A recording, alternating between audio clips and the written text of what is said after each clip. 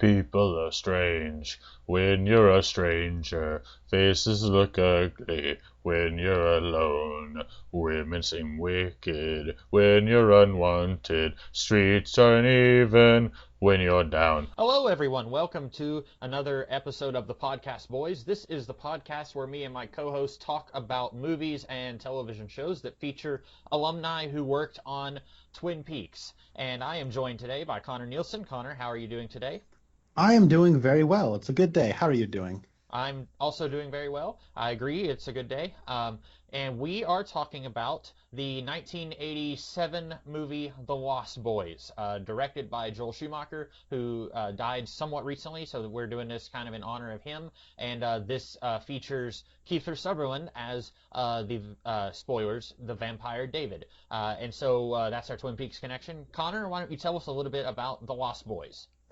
The Lost Boys is as you said, a 1987 film, primarily starring Jason Patric and Corey Haim as a couple of brothers named Michael and Sam, respectively. Their parents have recently just gotten a divorce, and they are moving to what's it called, Santa Carla? Mm-hmm. Is that what it's? Yeah, Santa Carla. I'm assuming it's California, but it's never specified, and I like that. They've just moved to Santa Carla, which is a coastal city, with their mother, played by Diane Wiest. They're moving in, actually, the three of them are moving in with her father, their grandfather, who has been a widower for the last 8 years. And he's a bit of a kooky shut-in, does taxidermy. And while they're at the boardwalk, Michael, the older of the brothers, is a bit enchanted by a mysterious woman and becomes involved with a pack of skeevy people who, spoilers, this is a spoiler discussion, they're vampires. And he sort of becomes involved with them, all the while his younger brother Sam is trying to protect and save his brother, maybe even save his mom, and having to the vampire threat from his family. So he enlists the help of a couple of children, really, who own a comic book store, but are also vampire hunting experts, the Frog Brothers, who are played by Corey Feldman and some kid you've never heard of. And so it's sort of about that, and it all culminates in a family trying to stay together while they're exterminating a vampire threat. So I've never seen this movie before, and I guess this is a bit strange. Usually when you pick something, it's something you might be familiar with or neither of us are familiar with, and when I pick something, it's probably something I'm familiar with that you're not familiar with, or we're both not familiar with. This is an instance where I think you are familiar with this movie, and I'm not, and this is one of those movies that's sort of been on my list to get around to finally watching. So what do you think about this movie, Comics Kid? Well, I had seen it once before, about 3 years ago, maybe, if that sounds about right, and I hadn't seen it since then. I knew very little about it going into it the first time, and I went back, I did a review on it after I saw it, and the big takeaway I took away from that review was that I said I thought it was okay, but not worthy of all the hype that it had gotten over the years, and I want to redact that because I don't know what my 3 years ago self was thinking. I don't know why I thought that it was just okay. I think it's a pretty solid movie. I think it's really good. There's a few things that if I was sitting in Joel Schumacher's chair, I would have done it differently. But he was a veteran director. He directed a lot of movies that, as we talked about a couple weeks ago, that people seem to forget. People mostly just remember him for his Batman movies. But this is, I think, a really solid movie. I am curious how much of a spoiler it is that it's a vampire movie because, like, the first time we see the Frog Brothers is like less than 10 minutes into the movie, and they mention, hey, vampires live in this town. And if you know anything about the movie, that's what you're going to know. But just in case you don't know anything about it, yeah, it's, there are vampires in it. So you know now. But I like this movie. What did you think about it, having never seen it before? So I thought this movie rocked. Yep. Um, it was so good. I really liked it. Yeah, Joel Schumacher is a filmmaker that uh, the term that would probably be a very uncharitable way to describe him would probably be studio hack. where Joel Schumacher, he's like a director for hire, right? Like, or at least he was. He was like, hey, he kind of worked for a studio, and all right, go in, direct this movie. Here's how we want it, and go and do it. And he would go and do that. So as a result, you'd get stuff that was good and bad. He directed a teen movie in the 80s called St. Elmo's Fire, which some people really don't like, some people do like. And then you get stuff like the Lost Boys. And what he does bring to this movie is he does bring a very not specific, but a very cool atmosphere that is able to blend a lot of genres and tones in a way that doesn't feel disjointed or weird or awkward.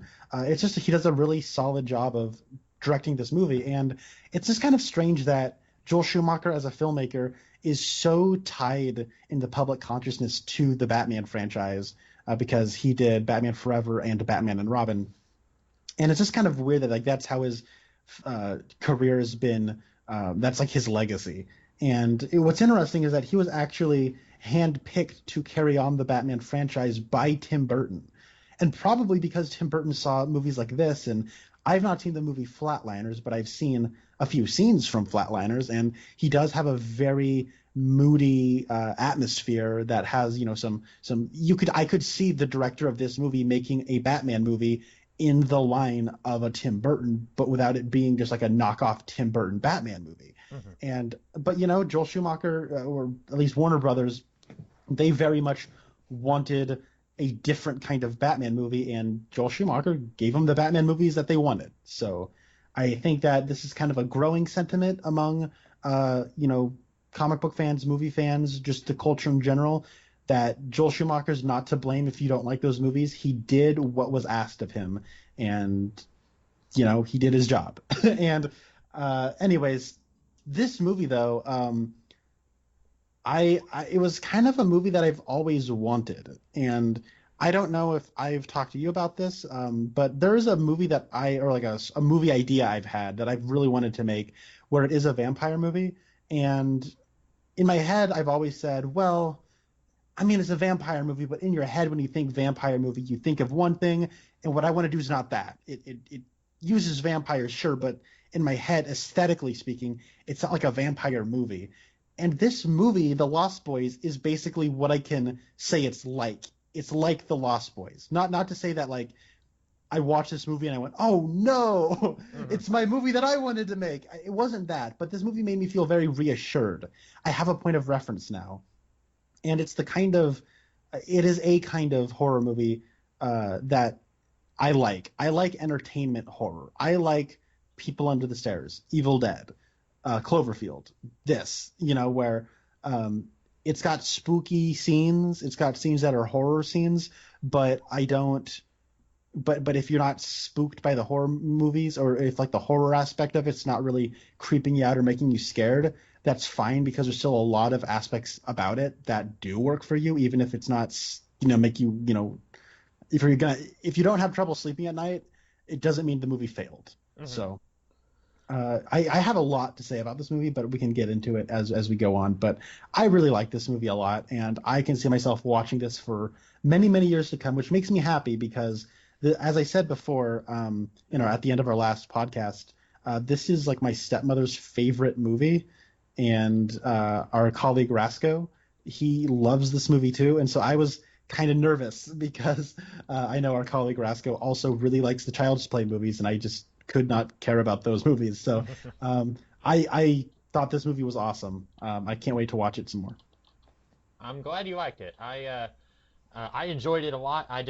When I saw it a few years ago, it was one of those where I was like, hey, I guess I feel like I'm checking an item off the bucket list. Like, everyone talks about The Lost Boys as being a classic vampire movie, and I've seen it, so now I've done my due diligence and I can move on. But just watching it a second time a few years later, I did not feel like this was a lesser experience. If anything, I think I liked it a little bit more. Awesome. I'm glad. So let's talk. What do you want to get into? Okay, so the thing that I noticed the first time I watched it, and I still feel like it's a prevalent theme in the movie, is that I don't feel like these vampires are air quotes bad guys, and that's something I really like. Now, we can kind of get into it because they do some bad things, but you watch or look at like Dracula, the original. I don't know if you've read the novel. I've read a condensed version of it when I was a kid, very condensed. But basically, Dracula is like a metaphor for like we're over here in Great Britain, and that's a foreigner over there, and he's gonna come and take our women, and that's basically what happens in the movie. Is that Dracula comes to London and he takes starts feeding on women and turning them into vampires, and there's a read on it where the vampire is a sexual predator, and that read has carried over into other vampire stories and lore. Like there's a little bit of that in Buffy the Vampire Slayer, where vampires and really any of the monsters that they fought in that show represented some kind of problem or issue that the characters might be dealing with. Like there's a robot who is catfishing Willow, and there's another robot who tries to become Buffy's stepdad and stuff like that. And so like there's it's representative of something else that teenagers might be going through. But what I like about this is that so spoilers, huge spoilers. You've got Kiefer Sutherland is the leader of this group of vampires, one of whom you will recognize as being from Bill and Ted, not Keanu, but the other guy. And I didn't recognize any of the others in this vampire crew, but basically they are traveling with this girl that Jason, what's his name? Jason Patrick? Yes. They're traveling with this girl that he has his eye on, and so then they're like, well, why don't you come with us? We're going over to this cave over here. We got a Jim Morrison poster on the wall, and then like they're picking on him. They're like, hey, look, you're eating maggots, and like they're like messing with his mind with their vampire powers, I guess. But there's this undercurrent that they just want to be friends with him. They want him to be part of the family. And then spoilers, but the guy that the mom is dating throughout the movie, it turns out he is a vampire. He's actually the leader of this crew, and he just wants the mom to be his bride. He just wants to be he wants to be part of a family, and I think that's really endearing. Now these vampires are still the bad guys, and they're still they kidnap this little kid and turn him into a vampire, I guess just to give the girl someone to hang out with, but like they're doing bad things, but they're not evil, soulless, heartless monsters. There's a sense of humanity to them that I really liked. Well, I'm glad that's the first thing we're getting into, because that was something that was on my mind throughout the first half of this movie. The second half was like the climax of this movie is pure awesome, and I can't wait to talk about it. But you're right. Vampirism as a metaphor, I think, is the most interesting thing you can do with vampires. And yeah, you can look at the vampire as like a sexual predator, or you can look at the vampirism as some kind of metaphor for sexual deviancy. Mm-hmm. Our women are not conforming to our societal forms of sexuality. Vampire, bum bum bum, and so you could almost like, in hindsight, look at vampires as a form of counterculture. And then you have this movie, which I think really leans into the counterculture aspects. You and I both are familiar with Red Letter Media, and I remember in one of their commentaries for, I think it was The Terminator, where they were talking about where Mike kind of brings up that in the 80s, all like the bad boys were greasers. And he says that's because all the people who worked in movies were old in the 80s, and when they were kids, the greasers were the bad boys. But when the 80s actually rolled around, the real bad boys were like punks, mm-hmm. Like Sex Pistols, punk rocks, like that's what that actually was. And so when you watch a bunch of 80s movies, the bad guys are the greasers. But what this movie does is that it kind of has its finger on the pulse of what was going on in the 80s, where the vampires are kind of a cross between like a punk in the 80s and a greaser from the 50s and like stoners in the 70s, and like all kinds of like like American counterculture in like the decades leading up to the 80s, including the 80s, where you have them like riding around on bikes and wearing leather jackets, but they also have like the worst hair ever. And like they have a big poster of Jim Morrison. And I remember when I was watching this movie, I was like, this Jason Patrick guy, he looks a lot like Jim Morrison. And you have People Are Strange, which this is a cover of that song, but that is that's a song by The Doors, and Jim Morrison is the lead singer of The Doors. And then you actually have the part where he's drinking Michael's blood, and you have like a bunch of like kind of fade ins and fade outs of the set that they're on. and they actually have the Jim Morrison poster fading into his face, where they're trying to let you know this is an intentional choice. And it's not subtle, and I don't think it needs to be. But what I like about that is it in the 80s you sort of had like it was the Reagan era, and you sort of have that whole gang violence and like war on drugs was kind of like really getting going around that time, and like you sort of have like protect your kids from gangs, right? And this is kind of what that's about. The counterculture isn't of a sexual nature this time around. Well, not explicitly in the way that like Dracula is, but he's of course seduced by a lady, because he's a teenager. I guess he looks like a guy in his mid-20s, but I think he's supposed to be a teenager. In Hollywood, if you're in reality, if you are 25 to 30, then you are 18 in Hollywood. So. Yeah, basically. And so you have Michael, and it's sort of like an interesting thing is where you look at him, and he is a teenage boy who his parents are divorced. He feels lonely, probably because he's got a younger brother, but he doesn't really have anybody his own age, and he's new to a place, so he doesn't really have any friends. And like that's kind of the template of how people kind of they're looking for a place to belong, they're looking for companionship, they're looking for and that's sort of how people become gang members. They're lonely, they don't have like a guiding force in their life. Their mom is very sweet and very kind, but she's also she needs to go out and get a job so she can provide for her kids, and so she just by necessity can't really be around all the time. And I kind of like vampirism as like a metaphor for like lonely innocent kids being like seduced into a toxic lifestyle so that they can have the things in their life that they don't have. And I really liked that. And like when you got to the end of the movie and you find out that Max is the head vampire, and he's I guess the father of David, what I like there is that it kind of addresses that these issues start at home. As opposed to, there are these scary things on the fringes of society that you need to protect your kids from. It becomes a little bit more nuanced and introspective than that, where it does become more of like a make sure that your relationship with your kids are on point, because you could be the vampire leading them astray. You know what I'm saying? And so I like that a lot. And I think thematically it really fits. And while I think some of the kind of surface level elements might not be, work to their fullest extent, I always was along with this story because thematically I think it really is locked in place. Yeah, that's all very, very insightful. Did you? I don't really have a whole lot to add to that. Were there any actors in this where you were like, not, last couple weeks ago we talked about Hound of the Baskerville, and I said I wasn't just a huge fan of the American guy in that. Were there any actors in this where you weren't just crazy in love with their performance? Well, let me think about that.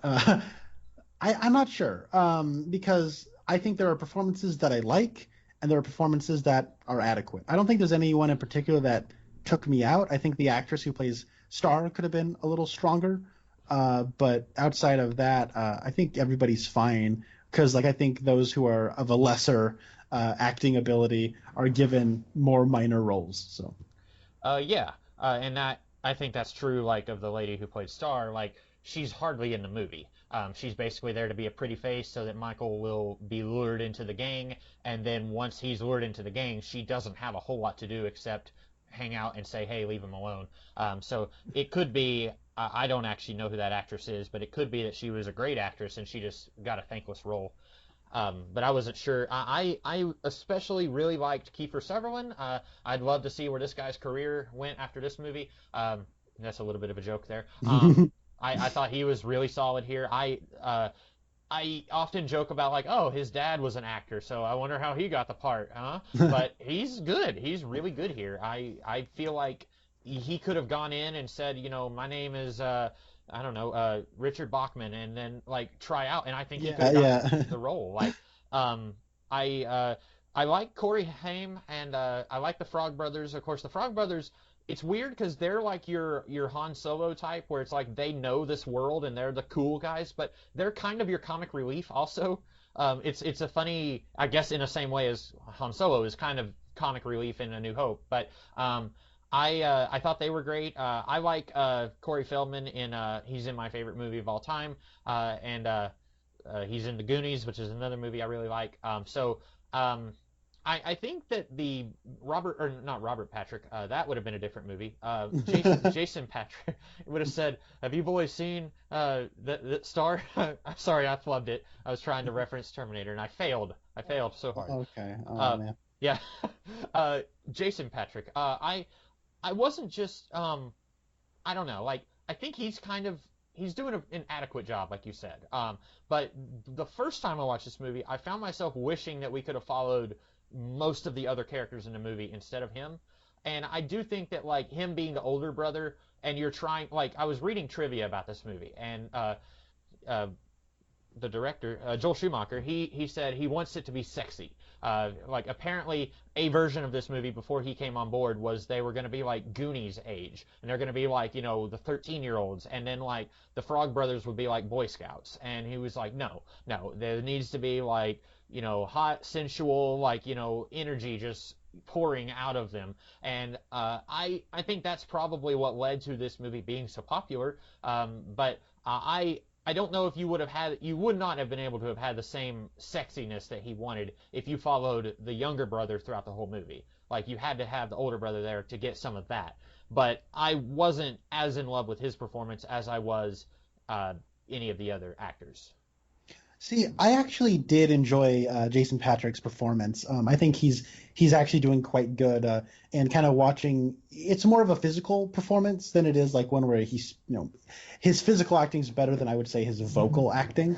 But I think he does a good job of kind of transforming from a a good kid to like kind of looking like a drug addict, because that's kind of he's in a gang, so to speak. He's being and like it's the vampire mythology here I like is it's not just you get bit, you get turned. It's more ritualistic than that. It's come along, there's like an initiation and stuff. And I found that all quite cool. And watching his performances, I think pretty neat. There's a journey there. And the only other movie I've seen Jason Patrick in is where he was the villain of the 2010 Losers movie with the Jeffrey Dean Morgan and not Ryan Reynolds, but Chris Evans. Chris Evans. Chris Evans does Ryan Reynolds shtick better than Ryan Reynolds. But I thought that he was obnoxious in that movie, and I was like, man, this Jason Patrick guy sucks. And but then now I see this movie, and I liked him a lot more. But I did not actually know that, but I think that aging up the vampires and having the older brother, I think that works a lot because it does make it kind of more of a story about, once you become a certain age, you want to become more experienced in the world, and contrasting that with like the younger, more innocent brother, he's a little bit more wacky and comic relief. And I think the two sides really complement one another, and seeing him seduce into like the sexiness of the vampires, he does a good job of making that life look seductive, even like because that the actress who plays Star is a very beautiful woman, and the way he will like shoot crowds, and like you always know exactly where you're supposed to look, and she stands out in the crowd, and like the music that's playing is kind of this sultry dance music, and you have a big buff dude, the sexy sax man, playing on stage. I knew about that in this movie before I watched it. I didn't think it would like happen so soon, but it does. That's certainly memorable. But then once they're at the vampire stuff, they kind of have this devil may care bad boy energy to them that like even though they're greasy, have ugly hair, they're kind of dirty, but like at the same time there's something about them that's really cool and like seductive. And it's weird to say, it's like not even in like a like ooh wow that like Kiefer Sutherland, I want to get with him. It's more of like maybe the ladies in the audience do see that, but like me, I'm a heterosexual man myself. I kind of see it in terms of like, man, being a vampire does seem pretty cool. and like on several levels you think I want to be like that guy, and maybe it's like because I want to be like a vampire because I want to be able to get all the chicks, and like so there is I guess more of like a psychosexual angle to it. I don't know. that's probably playing in there. But I think that the way Schumacher, the atmosphere that he is able to generate, does have that sexiness he was probably going for. Because once you do get to the kids, the Frog Brothers and Corey Haim's character, it is a lot more like the Goonies. It's more squeaky clean. It's more cute. And can we talk about the Frog Brothers for a little bit? Because they're awesome. Mm-hmm. I love them. I really love the Frog Brothers. And let me tell you why. Because it is such a bizarre decision, like a story decision, but it absolutely works. And I have no idea why it works. But if it was any other way, it absolutely would not work. They take themselves so seriously, and they're children. And like you sort of look at the situation, and you're like, okay, these are children who own a comic book shop as a front for their true passion, which is hunting vampires. That's insane. That can only exist as a child's fantasy. And that's cool that they are children in that way, because like if you were to like look at these, let's say the Frog Brothers are like adults, right? And they're like, let's go kill some vampires. And you have like adult Corey Feldman with like a super soaker full of holy water, it wouldn't be as cool. You know what I mean? It would be like, oh, it's just, that's kind of lame. You're trying to make it look cool, but it's lame. But like it does this thing where it understands that there's kind of this like goofy novelty to watching a kid with a super soaker full of holy water shooting vampires taking itself seriously. There's a novelty to that. But because the characters are taking it seriously and the movie is like kind of playing it as a bit of a joke, kind of winking at the audience, but also relishing in how awesome it feels for the kids to live out their dream of killing vampires. Like it's a kind of a weird thing that like has a lot of moving parts to it, but it works so well. Like I was cheering and clapping when that dog is just the goodest boy possible and knocks the vampire into the bathtub full of holy water. It's awesome. It's so cool. You're able to kind of like indulge in that kind of childish desire to watch the kids kill the vampires. It's sort of a wish fulfillment kind of a thing. And so I really, really like that aspect of the movie. So two things. One, I think they did have a line where they said something like, our parents own the comic book shop, but we never see their parents. And I think that probably works for the best. It's kind of like Peanuts, the comic strip, where it's like, as far as he's concerned, the adults do not exist. Like this is just a kid's world. And I mean, you do have like the mom and the guy who the mom is dating, but like, this is about the children, and it's a coming of age story that just happens to have vampires. And so if you saw like Mr. and Mrs. Frog at the comic book shop and they said like, now son, don't forget, be home by 8, then it would lose some of that mythology I think that it kind of has going for it. But also, I don't know if you know this, they did make 2 sequels to this movie, one in 2008 and one in 2010. Both of them had Corey Feldman in it. He was much older. I have not seen those. I don't feel the need to see those movies. I liked this movie, and if Joel Schumacher had made more stuff in this world, I would have been interested in that. But the Frog Brothers, I think, work great as side characters. I don't have an interest in seeing them as the lead in their own story, though. And that's why I have not watched either of the sequels that I think were direct to DVD.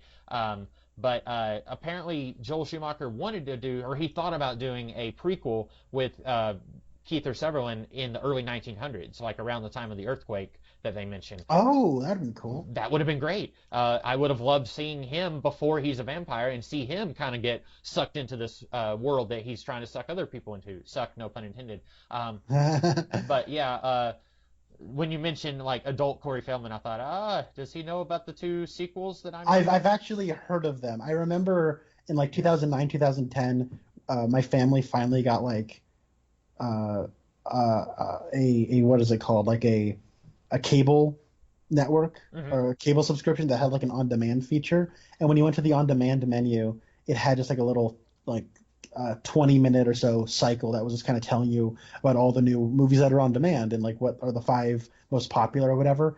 And so like that would just sometimes be on a loop for hours at my house. And so I remember actually while I was in the middle of watching this, where it's like, be sure to watch The Lost Boys 3, The Thirst, or whatever it's called.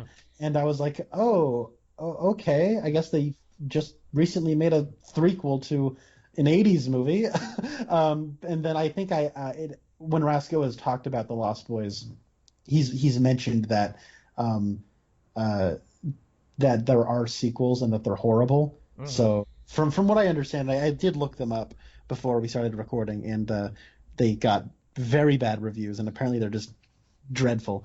But I would not be interested in watching them. I think as is, this is a perfectly fine movie. Yep. And I really do like Corey Feldman in this movie.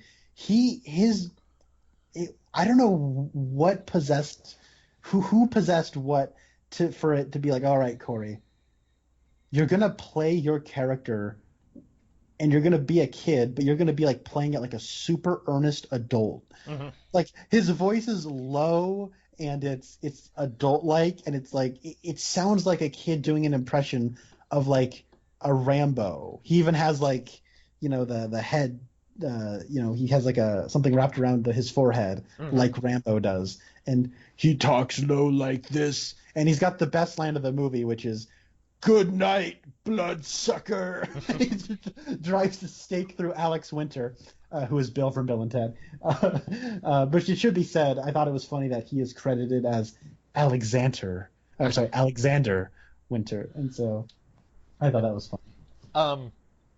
I wonder if, because his voice did sound kind of low here, and I was curious, because the two movies I'm familiar with sandwich this movie. The Goonies, I think, was like 84, and The Burbs was 89, and this is 87, so I wasn't sure if this was just he's going through puberty and his voice is getting a little lower, because I don't really notice his voice sounding super deep in The Burbs, but I was curious if that was just his voice naturally dropping, because it is deeper than it was in The Goonies, or if that was him deliberately like doing an effect on his voice.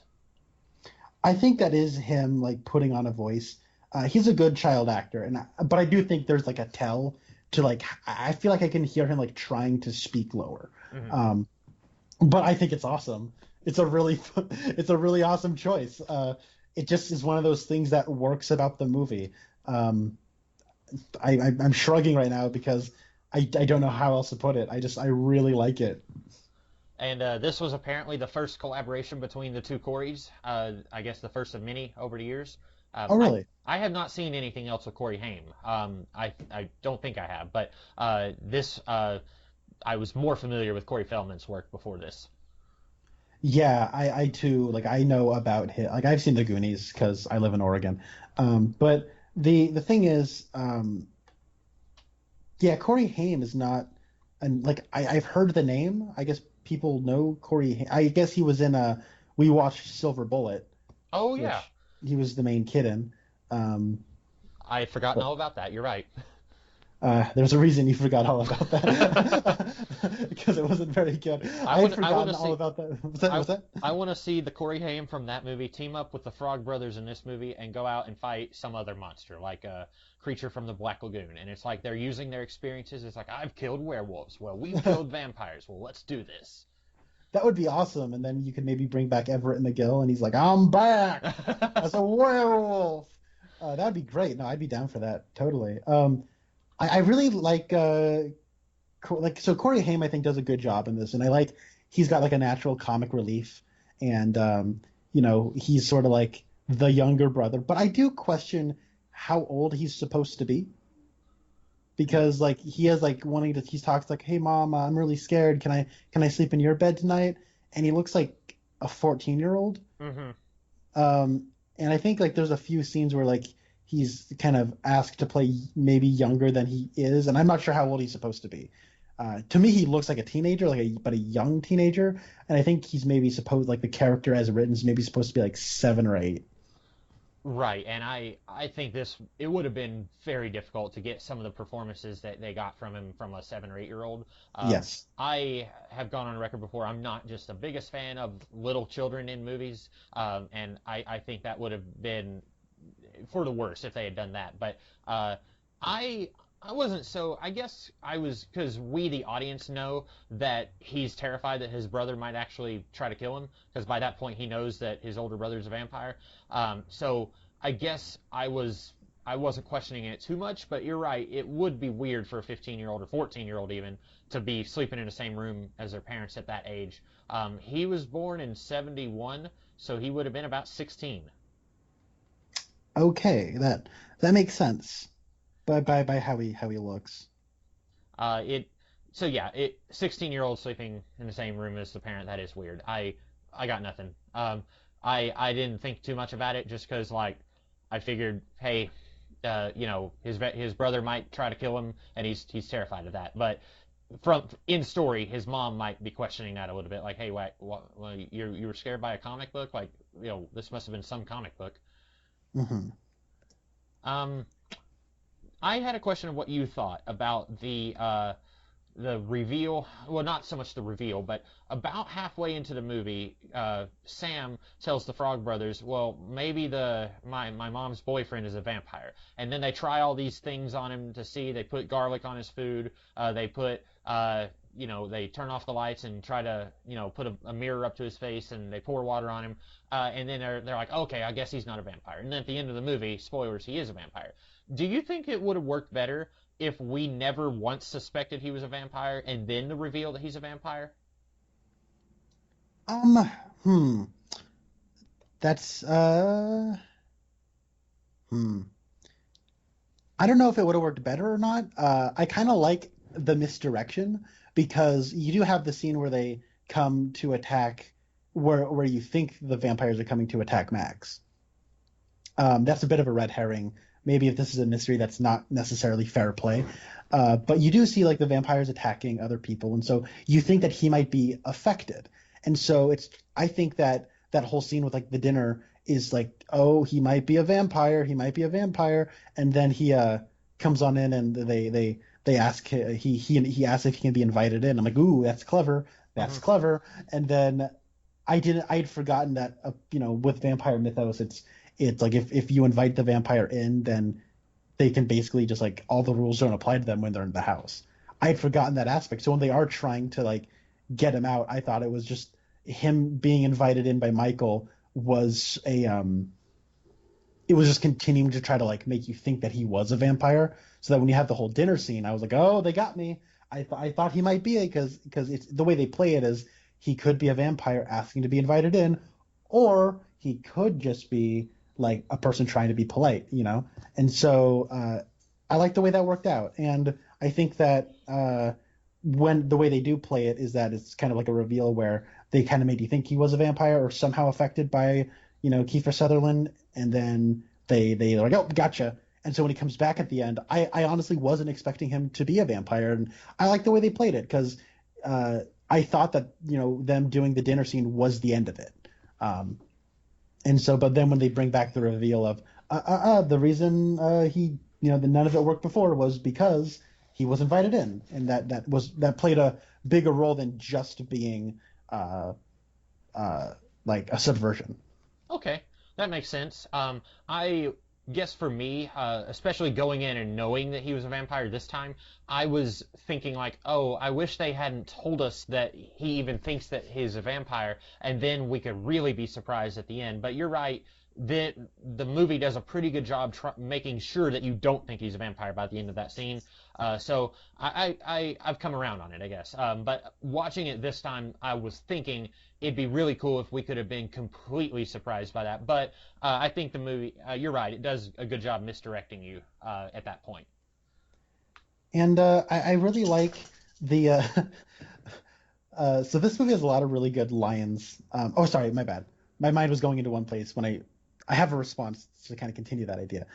I like how this movie plays with established vampire mythos, Hmm. where you have invite the vampire in. Oh, you look into the reflection, and if Michael's a half vampire, then he's like translucent, and you can sort of see through him in the mirror, but he's not completely gone. And then you have like he's gonna bite Diane Wiest at the end. And so you're like, okay, I guess if he wants to bring like a lady into the family, then because he's like a head vampire, he can just bite somebody and that's fine. But if one of his underlings like David wants to turn somebody, then they have to like go through like a whole ritual. And so I like the way it plays with that. And then you have like one of the people says like garlic doesn't work. And you're like, oh, okay, that doesn't work, but holy water does. And like those I feel like those kind of go together in a way that like makes sense. Like at what point did garlic did it become like canonical that garlic is repellent to vampires or something? But like holy water makes more sense because of like, the origins of the vampire as like an anti-religious figure. Yeah, I also really like that in a movie.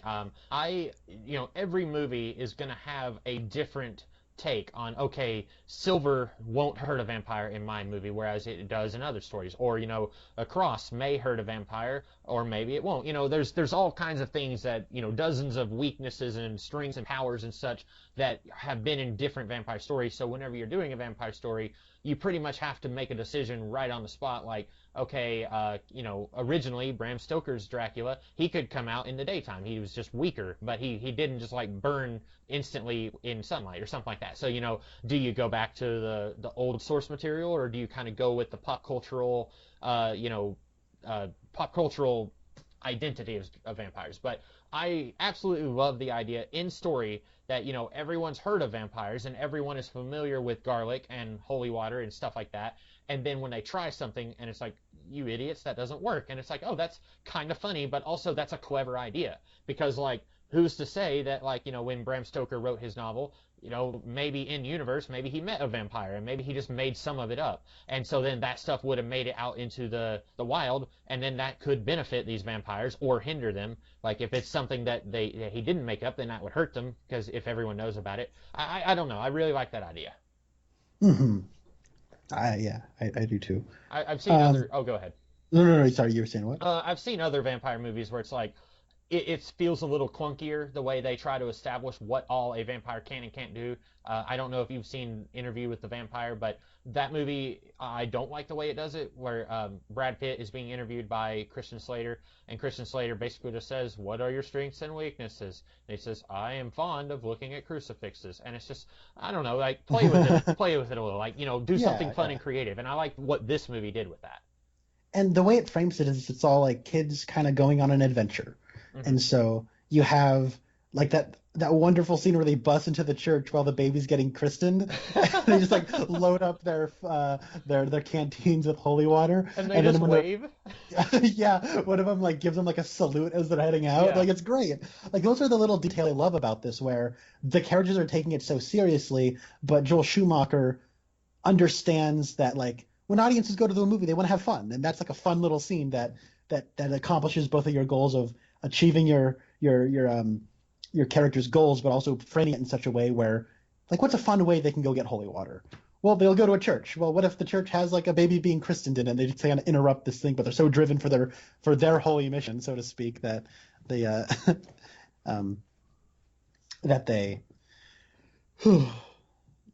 interrupting. Yeah. I feel like I'm trying to think of a good way to say this. Sometimes you'll have a movie that's really bleak, and the tone is bleak, the stakes are high, and then all the characters just act really dour.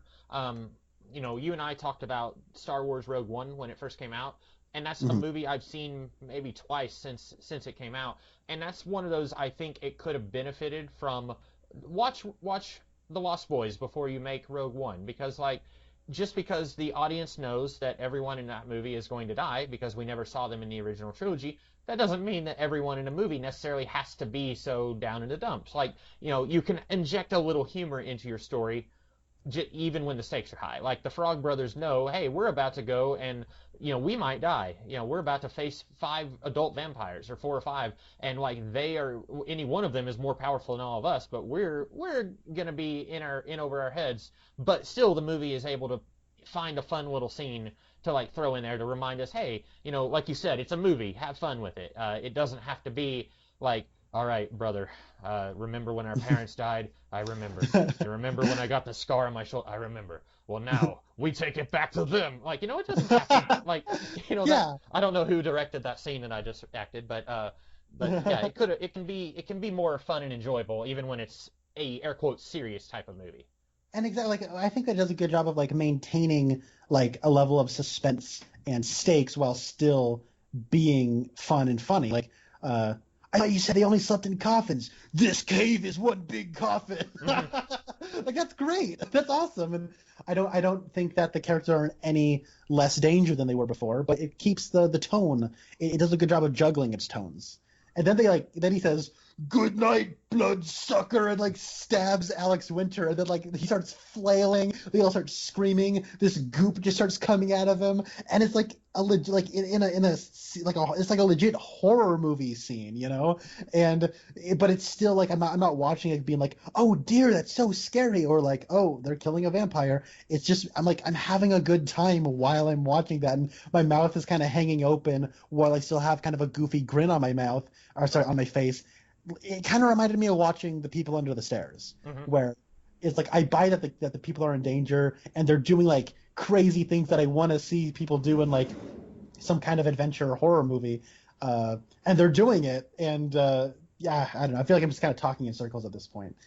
I love these kinds of movies, is what I'm saying. Mm-hmm. Yeah, me too. I just had a few notes. You know that I'm a big fan of the Disney cartoon series Gravity Falls.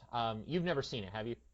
I have not. Okay. I don't know if I should spoil something. I'll just say this. If you haven't seen the show, which you have not, there's an aspect of this movie that reminds me of an aspect of Gravity Falls, and that's all I will say. I may be, tickling everyone just a little bit with that, but if you've seen the show, you might be able to figure out what I'm talking about. Does it have to do with the grandpa? It does, yes. Okay. Do we want to talk about the grandpa now? One of the best closing lines in cinematic history. So you remember how when the movie Gravity came out and Alphonse Cuarón, he did like a short film that was from the point of view of some guy on Earth while she's trying to get back to Earth. Do you remember that, or did you ever see that?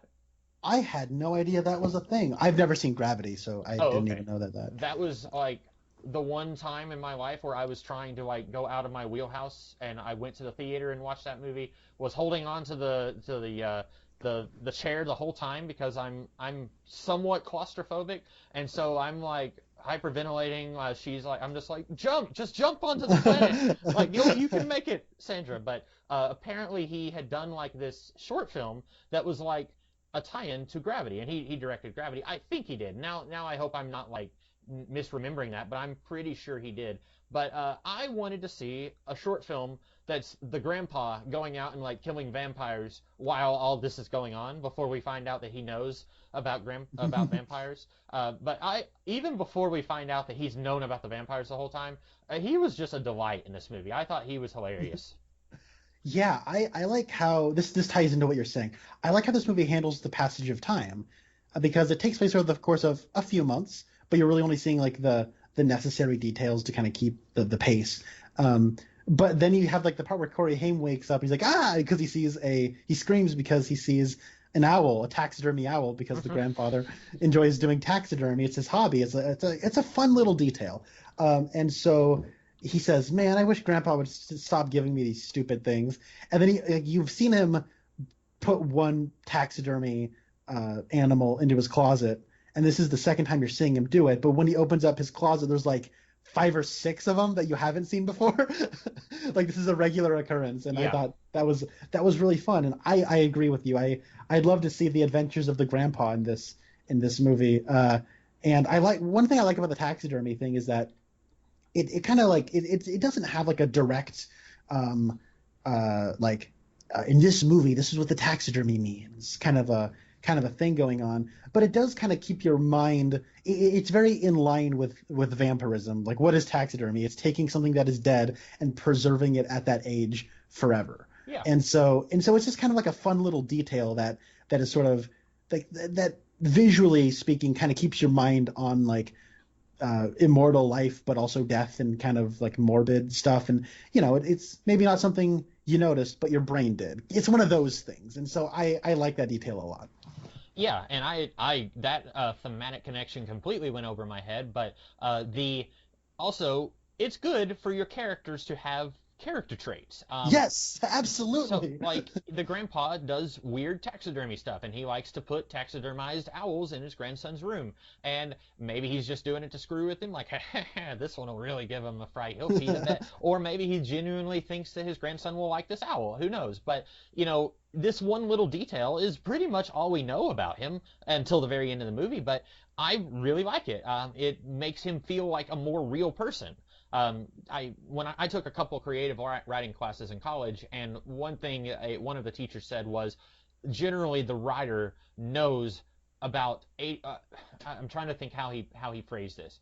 Basically, he said, like, the writer knows so much about a character. Only 20% of what the writer knows actually makes it onto the page, and so there's still 80% that writer is holding back that they know about this character, but it may not make it in some tangible form on the page, but it helps the writer create a character who feels more real.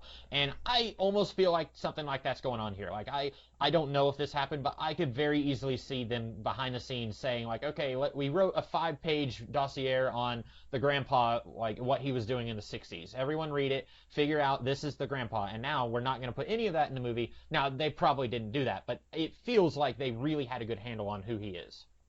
I agree, and I'm glad you brought that up, because I think articulates something that I've been trying to put my finger on while I was watching the movie and while we've been talking. This world feels so well realized and lived in, and I think the reason why we would be so down for like a prequel starring Kiefer Sutherland in 1906 is because there's such a richness here.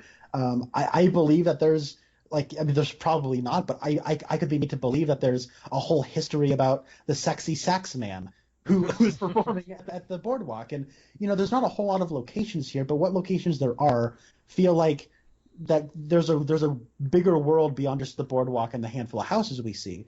And I live for movies like that. Yeah. Incidentally, the Gravity short film, it was not directed by Alphonse Cuarón. It was directed by, I believe, his brother Jonas Cuarón. Oh, okay.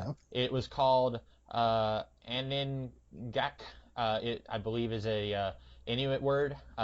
And I guess I never saw it, but I just remember hearing that when it came out. But for anyone who wanted to call me out on that and say it wasn't Alphonse, you fool, it was Jonas. It's not Alphonse, it's Alfonso. Get it right. Oh yeah.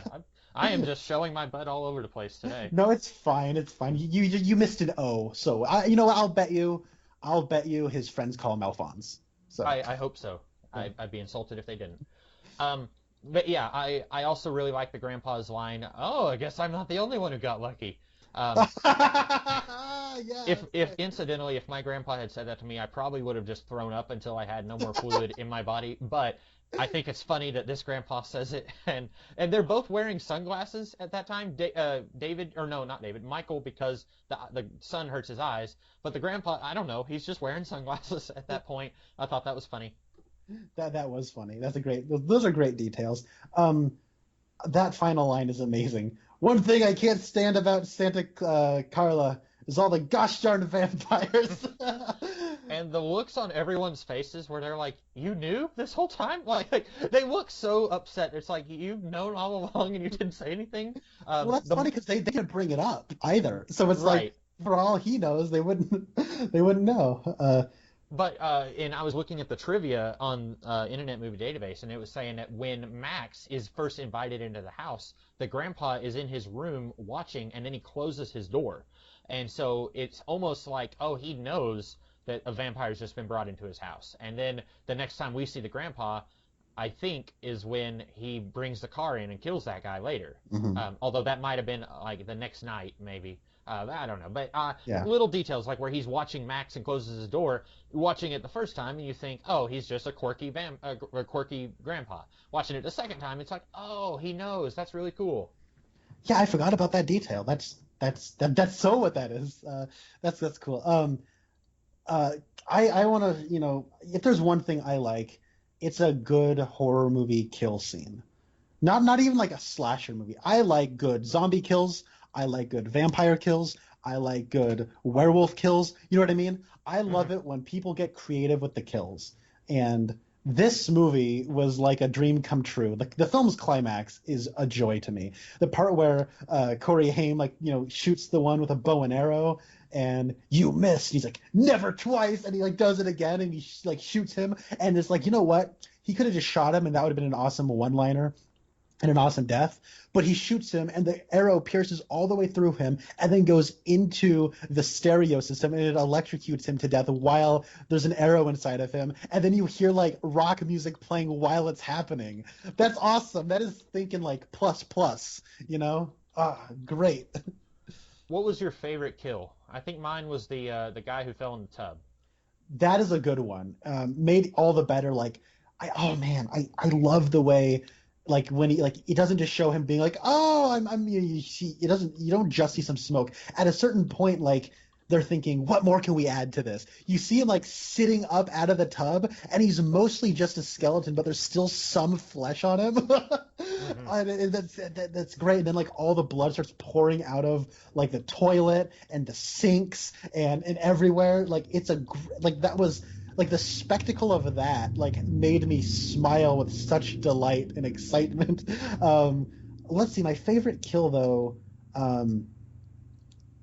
that might be it, but if I had to come up with a different one from yours, it would be Grandpa coming through the wall and a giant stake coming through and piercing Max. That's wonderful. I don't care if it's like, well, how did Grandpa know that would hit exact? I don't care. It's awesome. Like this movie has like that kind of kids movie logic. Like it feels almost like a comic book. Like the kind of comic books that they would read, like the kids in the movie would read, where it has that kind of like the logic doesn't really matter so much as like the sensation and the feeling and the satisfaction of what happens. It feels almost storybook-esque, which makes sense considering that the title is like an allusion to Peter Pan. Yeah. And which apparently there was even more Peter Pan connections early on. Oh, really?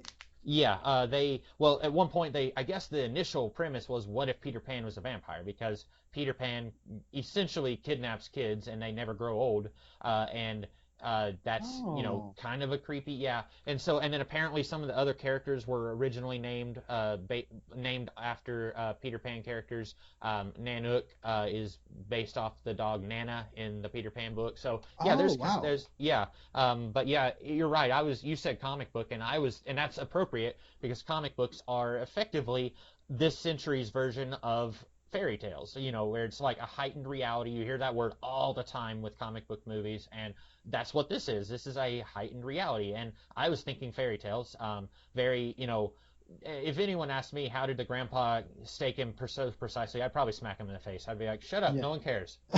Yeah, exactly. And this is the kind of movie where when that happens, like I legitimately clapped. I was alone in my bedroom watching this on my computer, and I started clapping. I was like, I would kill to watch this in a theater, man. Like that would be great, right? Like in the 80s.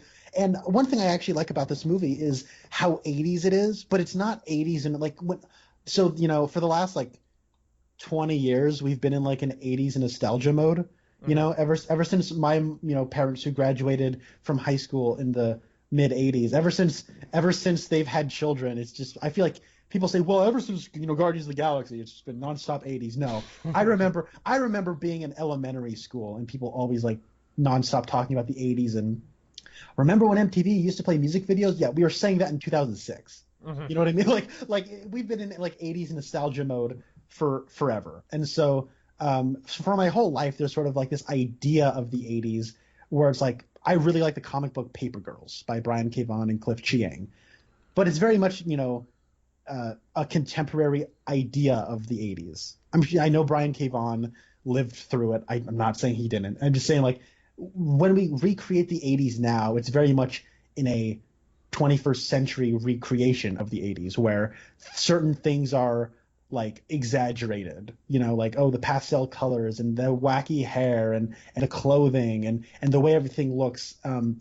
This movie, like, it's so 80s, but in a way that could only exist if it were made in the 80s. Like, it's not trying to appeal to, a 21st century audience because it wasn't made in the 21st century. It was made in the 80s, and it's like so doubling down on the time in which it's made, that you would almost expect that to make the movie feel super dated, but it doesn't. It weirdly has aged very well because of when it was made and the level of detail of its period that it's able to capture. Yeah. I remember seeing someone had posted, it was either on Facebook or Twitter, where it was like what the 80s actually looked like, and it showed people basically dressing like the vampires in this movie. And then they said what people think the 80s was like, and then it's like leg warmers, and it's like you said, the bright pastels, and like when you were in high school, if they ever had 80s day, and then it's like everyone comes dressed like that, and it's like, okay, maybe some people dress like that in the 80s, but you watched How I Met Your Mother. It's like Robin Sparkles in the, like that. And this is more refreshing to me, seeing Absolutely. something that it's like, hey, it doesn't feel like someone is, I don't know, like trying to glamorize it. It just feels like it's there, and it's not making a big fuss about it. I agree, and it does have like the neon colors. Like the ending is just doused in red light. For some reason, I'm cool with that. I don't need an explanation for it. But when they're on the boardwalk, there's like the pinks and greens, but it's not like the pinks and greens are the color palette of the scene. Those are just lights that are around, and it does feel like it exists in a real world that is also the 80s. And so, and then it does have kind of like a heightened storybook quality to it. So I kind of love this movie. I should acknowledge though that it does have flaws. When Star comes to Michael and is like, I was supposed to kill you, last night, but I didn't because I do truly care about you. I don't buy that. Yeah, they just met. I always, you go ahead. And it's not even like because it does have like more of like a storybook, comic book, as you said, heightened reality to it. I could be made to believe that they would fall in love with one another in a short amount of time because they're just young, horny teenagers. But at the same time, it's like based on like not necessarily like her performance seems intrigued by him, but I more buy that like she just doesn't have the heart to kill anybody than she cares about him. I don't believe she could have killed anybody. I don't believe that him being him does anything. So like that's kind of one aspect. And I think that towards the end of Act 2, beginning of Act 3, the movie kind of lulls more. I mean, I don't know. I feel like that's just kind of storytelling structures. Your action has to drop a little bit before it really ratchets up moving forward, unless you're Mad Max Fury Road. But but I do think that like the characters, emotionally speaking, start verbalizing things about their characters that I don't think the movie spent enough time really delving into. Though that's when like the characters become more honest about their emotions, and I think that what they're saying doesn't necessarily match the movie that I just watched. Yeah. And it's kind of hard to figure out just how much time passes in the movie. Like you said, there's that scene where Sam puts another animal in his closet, and it's like, oh, this has been going on for a while. And then like the mom, she calls Michael and says like, I'm always working and you sleep in all day. Like you could do something. And I'm thinking like, okay, but we've only just seen him sleep in like once. But you kind of have to buy that this has been going for a while. And so if these two if you said something where like if Michael was like, I've known you for 2 months now and I feel like I've known you my whole life, some Romeo and Juliet garbage like that, then I could have been, this is incidentally reminding me of West Side Story, but if we had just gotten something like that, then I could have been like, okay, yeah, I kind of buy that she says I couldn't kill you if I wanted to, but it feels rushed at that point, their relationship. I agree. And it's interesting that I don't know if Star's in a relationship with Kiefer Sutherland. I thought she was, but I guess she's just palling around with them, like she's Wendy and these are the Lost Boys and all that. I kind of got the feeling they were in a relationship, but then also maybe David tells Star, I want you to seduce him so that he'll join us, maybe. I was under that impression too, but then she says, no, I was going to kill you. But then I don't know if like she was going to kill through seduction or what. I was kind of confused by that. The best way to go. Yeah. James Bond could have gone that way many times, and I probably would was have I been. was thinking of the one with Jean Grey, the Pierce Brosnan one where she kills at least one Oh dude. yeah. Uh, Oh um, man. Speaking, you had said this movie does have flaws. The only thing I have left in my notes, I do wish we could have gotten more interactions between the brothers. And really, like, I mean, this movie is almost 2 hours long. It's like an hour and 45, I think. And so it's kind of short. Like, I always kind of like die a little bit inside when I see that a movie is 2.5 hours long.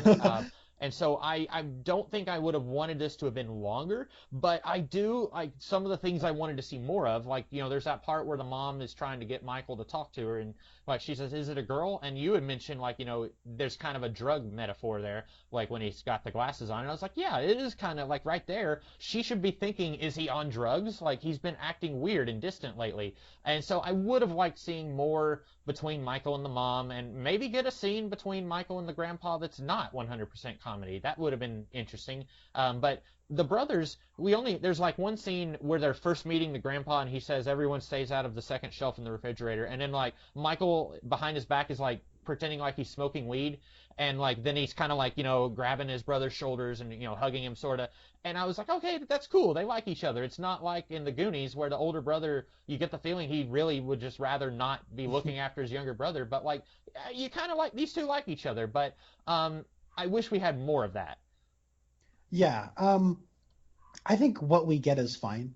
And I think that a lot of that does kind of come down to the story, like the storybook aspect of the kind of the nature of it. Where and like, because I do think that like what's kind of keeping Michael away from just going fully into the vampire lifestyle is his relationship with his younger brother. He does legitimately, not only does he care about his younger brother, he cares what his younger brother thinks of him. And so like there's like that part where I think that great part where like Corey Haim is talking to Diane Weiss on the phone, and then Michael is like floating and can't seem to stop floating. So he's like holding onto his phone and is like they're having a three-way conversation. And when he sees how much he scared his younger brother, he really is like wanting to end things, with the vampire gang. But then like being there is like kind of the atmosphere, and like it is seductive, and just the lifestyle of it. And so he's kind of struggling with that. And so I think that not having them closer together as the movie goes on makes sense for him going as far into the vampire gang as he does. Yeah.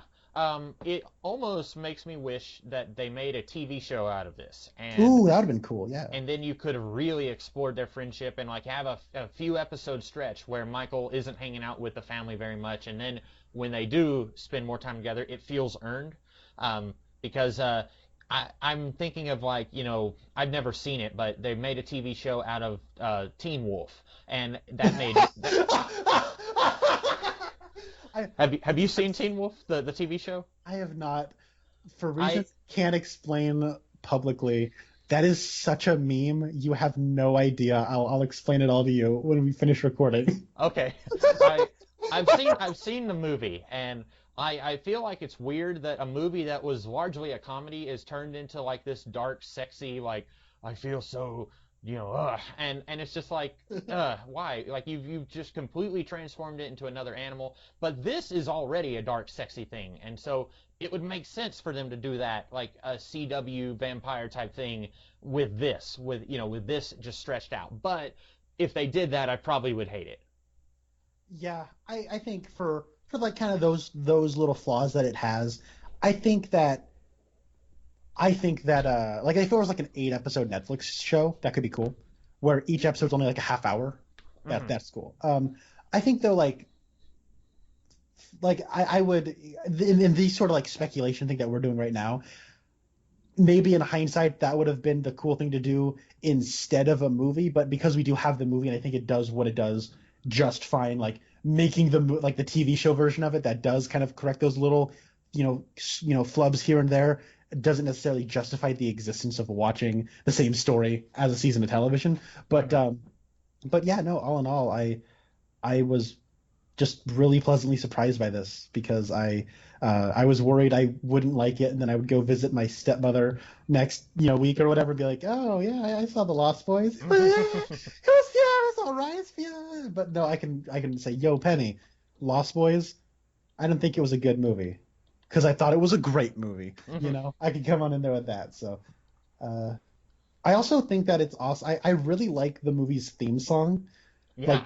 like sung by L.A. Guns. Like this is one of those things where it is so like 80s in like that regard, where it's playing all that stuff like so earnestly and like, yeah, we got this song, we're just gonna do it, and they do it, and it's awesome. And I really like the song. Like it's moody and it's atmospheric and it's kind of cheesy, but in just the right way. Like it plays so well to this movie's strengths. Yeah, I love that song. Even though I saw this movie 3-ish years ago and hadn't watched it since, I will continuously, every, once a month, I'll go back and listen to that song. I love it. It's so cool. And like they play it during the love scene where I'm like, yes, that's where you play that. And I even like their version of I so the Doors is an interesting band where I musically really do like the Doors. Um, but like when it just comes to like listening to the Doors, I don't really do it because they have a problem where either their songs are way too long or way too short. Like there's no Baby Bear Doors song. There's no Doors song that is just the right amount of time. Like the song "The End" is like 10 minutes long or something. Yeah.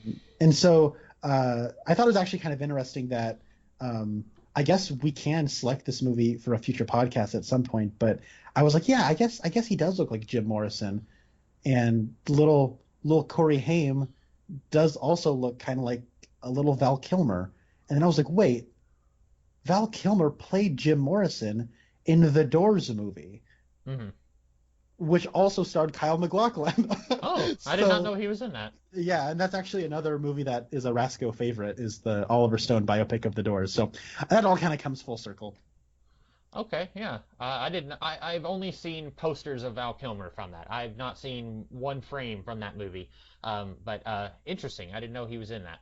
Um, So did you, incidentally, I used to, on my way to work, it was about 15 minutes from here, and I had the Best of the Doors CD, and sometimes I would just listen to People Are Strange just on a loop, and I could squeeze about 6 of those into one ride to or from work. But then, like, I'm pretty sure the instrumental for "Come On Baby Light My Fire" is longer than the entirety of "People Are Strange." Like, like you're right. There are some songs where it's like, why isn't this longer? And then there's some where I'm like, okay, I've been sitting in the parking lot 5 minutes. I gotta go clock in. Let's go. Yeah, and I think it's like, so they play "People Are Strange," when the credits start rolling. I don't know if you listened past that, because I will just listen to "People Are Strange" whenever it's on because it's like 2 minutes long and it's a cool song. But after that, they play "Don't Let the Sun Go Down on Me" in the credits. And that's this movie's sense of humor. Like, that's really funny. Yeah, I like that. That is, they should have. Well, I probably would have been taken out of the movie if they played that in the film. But that is a pretty funny note to end on for the theme song.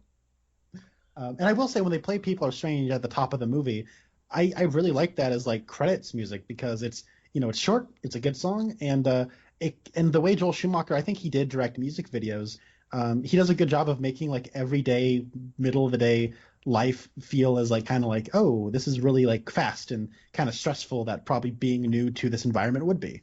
I think he did a really good job with this movie, and it's kind of a shame that so much of his career was blemished by people not liking a couple of his Batman movies. Well, and yeah, I agree. I will defend those movies till, well, not the day I die, but I will defend them for a long time. Uh, I enjoy watching Batman and Robin. I know that is it's not your Frank Miller, but I quite enjoy watching that as a fun comedy movie. Do you are you of the opinion that the Schumacher films are better? Both of the Schumacher betters. Wow. Okay, I'm going to speak English this time. Are you of the opinion that the two Schumacher films you would place above the two Burton films? Ooh, I at the very least I would put Batman Forever above them. I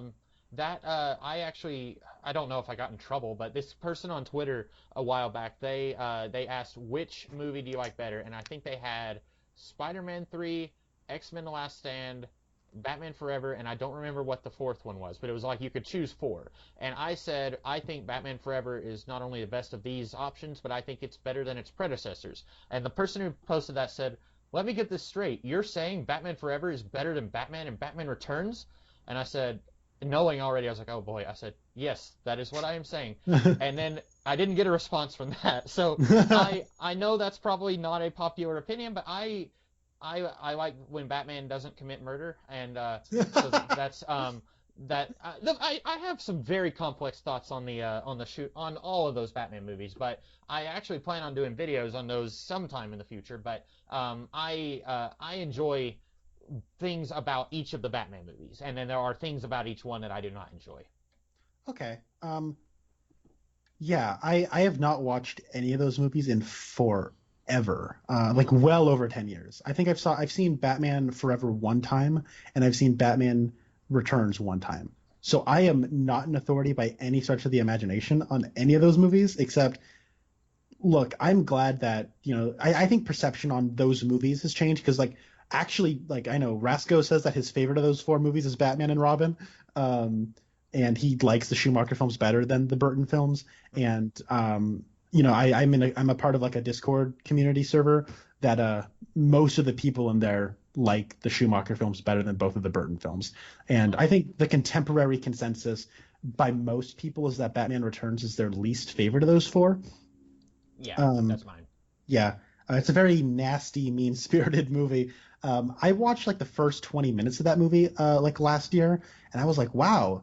This movie's the best Batman movie ever for about 15 minutes, and then it becomes just a Tim Burton movie. So, I need to revisit those movies for sure. But we're not talking about Batman. We're talking about The Lost Boys. Did you have anything else you wanted to say? I did not. I think I exhausted my notes as well. Okay. Well then, now we have come to the part of the podcast where I will be holding our fates in my hand for the next podcast, and I have a movie that I have owned on DVD for a while, and I've been holding off on watching it. All right, Comics Kid, what do you got for us? It is The Scorpion King 3, Battle for Redemption. It has got Billy Zane smack dab in the middle of the cover, but when you look on Internet Movie Database, you do not see him unless you click See Full Cast. So I'm curious if this is a situation where Billy Zane has 5 minutes of screen time, but they threw him where he's the biggest thing on the cover. It also has Ron Perlman in it and Dave Bautista. So if anything, I actually really enjoy watching these sword and sorcery barbarian movies. I don't think I've ever seen one that I would quite consider to be a good movie, but I enjoy the heck out of every one of them that I've seen. Conan Barbarian, Cole with Kevin Sorbo, the Scorpion King movies I've seen. I love all those. So this I think will be a very enjoyable time for us. And worst case scenario, it'll be as bad as Survival of the Dead, and we will have a darn good time talking about it. Well, right on, dude. That was one of the last things I was expecting to come out of your mouth. Mm-hmm. So, color me intrigued. Oh man, this is gonna be fun. I can already tell. And it's only 105 minutes, so it's not like it's a 2.5-hour movie. So. Oh man, can you imagine it made a 2.5-hour Scorpion King movie? I have no idea what they would do to fill that up. It would be the big Avengers Endgame of the Mummy universe. They would bring in Brendan Fraser. He would time travel back to the time of the Scorpion King. It would be Tom Cruise.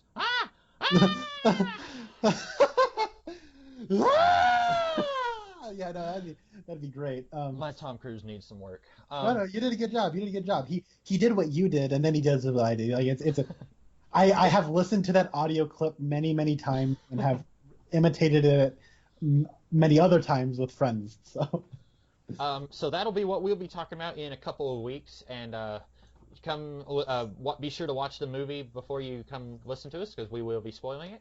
And in the meantime, that's about it for the Lost Boys, and I am the Comics Kid 2099. And I was Connor Nielsen. And we'll see you later. Have a good one. When you're strange, faces come out of the rain. When you're strange, when you're strange. So what is the explanation on the Teen